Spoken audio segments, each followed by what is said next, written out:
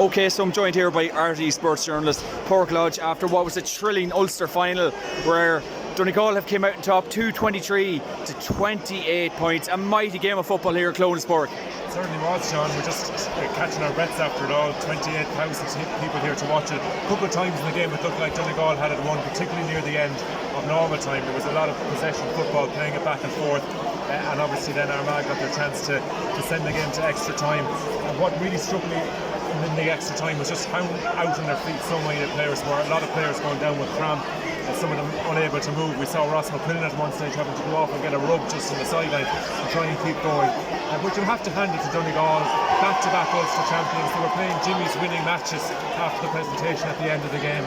Great satisfaction for them to come through this tight game. And you know what, Armagh will be back. They're All-Ireland champions and they're very much still in the All-Ireland series. Without a shadow of a doubt, and as you kind of said, Donegal could have won the game numerous times, and I think with just in normal time, maybe Donegal would kind of be a bit annoyed with maybe a few things at the end, kind of just misplaced balls and going for shots that weren't on and let Armagh back into it essentially. That was it, yeah, they just couldn't kill it. And of course they had Paddy McBrearty and Oisin Gallen off near the end of extra time, so that those sure scoring options working there for them. Then Michael Murphy went off in extra time. His body was gone, he'd no more to give, and the goal from Kieran Moore in extra time, it felt like a significant score that it would set Donegal on their way, but still Armagh battled back and they were always in contention right to the end of the match. Absolutely, and Donegal performances, obviously Michael Murphy, he played and he gave it all, and he just kind of got injured at the end. In fairness, he was really good throughout, and Patrick McBrearty kind of coming back on to kind of show that bit of leadership, but the spread of scores for Donegal really probably what won it for them in the end. For sure, and you consider Kieran Thompson got two pointers early on in the game. They were significant, but they did have scoring options. Say Kieran Moore and number 7 getting a score. And you know, I think Donegal will get great lift from this now heading into the All-Ireland series. You know, winning silverware again. Jim McGuinness has always given great respect to the Ulster Championship, and what an occasion in general it was here in Clones. One of the great Irish sporting occasions, it always is. Probably diluted a little bit by being here on a Saturday, but they reckon that it's €1.5 million in an economic boost to Clones to have this match here. And the 4th year in a row that it's been a draw and no replay, although I think the GA is looking at trying to bring back replays in some shape or form for provincial finals, because it will be a full house here again next weekend, given the thriller we saw this evening. Without a shadow of a doubt, Pauric, and both Oisín's really stepping up for Armagh today. Oisín Connolly and Rian O'Neill, the two fantastic games, and they just came so close to put in a mammoth effort. Yeah, we were remarking in our commentary, Eamon O'Hara was with us. He was really taken with the contribution of Oisín Connolly and the scores he was getting, and Oisín O'Neill got a 2-pointer along the way as well. The big buzz before the game was that Oisín's brother Rian O'Neill was back in the Armagh ranks. We haven't seen him this year. He was here in Armagh gear wearing runners, not togged out fully for the game. We would expect though that he will feature during the All-Ireland series. And Andrew Murnan as well was popping up. He was winning balls out around midfield. He was covering an awful lot of ground during the course of the game. And I could see the Armagh players were heartbroken at the end. They got off the pitch very quickly, down the tunnel and into the dressing room. But they will have to draw some heart from it, difficult and all as it is. They know that last year they lost here on penalties and they claimed the ultimate prize at the end of July. So there will hopefully be some positives for them. But overall, it was a brilliant game of football. I mean, maybe it took a while to get going. It might have been slow at the start, but once it got going, the excitement levels were unbelievable, and the tension at the end. When Armagh at the time, Ethan Rafferty, probably just a rush of blood at the end, the goalkeeper to give away that free. And once Donegal had the free, a minute left, they were going to kick it over or hold on to the ball anyway and see it out. And obviously, Pauric, a big talk about going into the game. Rian O'Neill during the week, the chat was during the week that he was back with Armagh. He is back with Armagh, obviously not togged out today, but it is good to see him back in contention, and he kind of looks fit and well and looks sharp again. Yeah, even for sure. And there was a degree of mystery about why Rian had stepped away from the panel. We're still not privy to that information, but he was a big loss to Armagh. Although that said, they have unearthed names like Callum O'Neill to come in, Darren McMullen really stepping up. It's been a lot of changeover in personnel since the All-Ireland final last year, but Rian does have that X factor, a crowd favourite as well.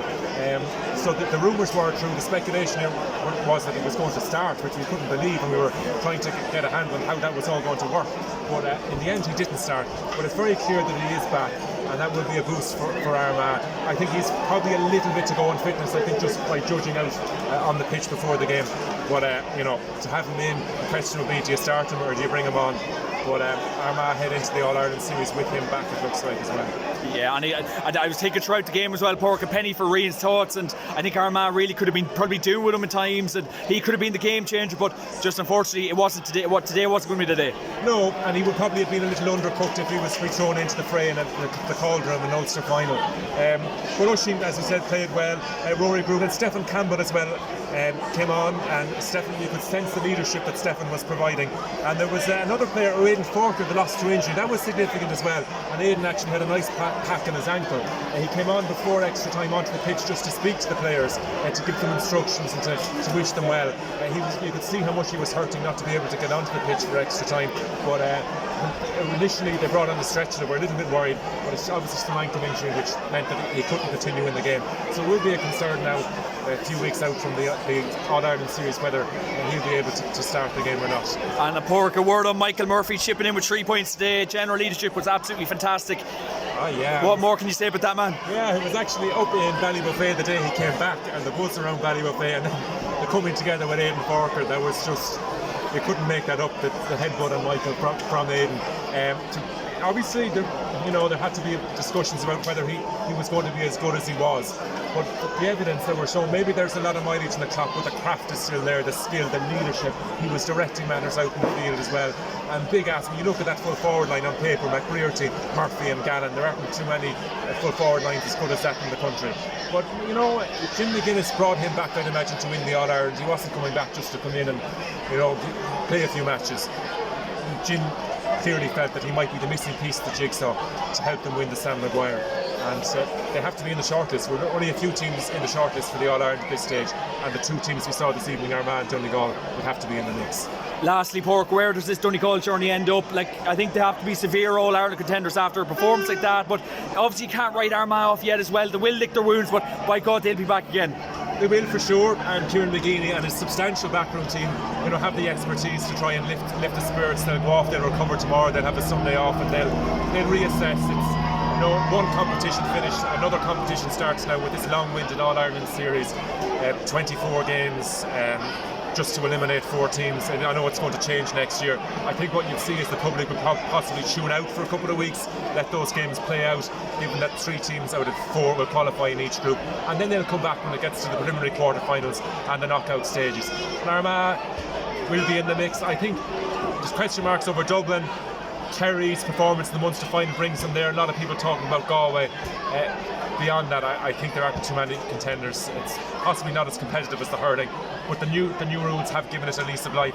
And even we saw in Donegal at one stage we're leading by 4 points. Armagh got a 2-pointer. It was back to 2, and the game was back in the balance again. So the game is in a healthy condition overall.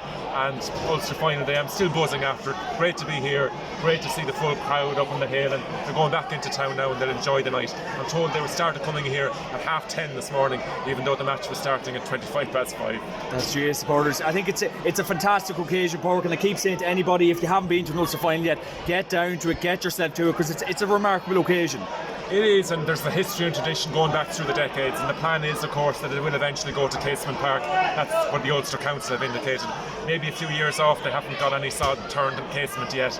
And I think we would lose a little bit the history of our games if it was to move on from Clonus. The town is getting a big boost out of it, and there were even 5,000 or 6,000 people downtown watching it in Barry McGuigan Park on a big screen. They just wanted to come in and experience the occasion. A lot of fans didn't have tickets for the game, but there was some draw about coming into Clonus, a town that on the border, probably not a lot happening here for most of the year, but the matches bring the town to life. The GA takes over the town for the day, and just like a Munster hurling final in Thurles, it's a great experience, and we should treasure it while we have it. Absolutely. Pauric Lodge, RTÉ Sports Journalist, thanks a million for joining the JMAC podcast. Much appreciated. Enjoy the rest of your week. Thanks, John.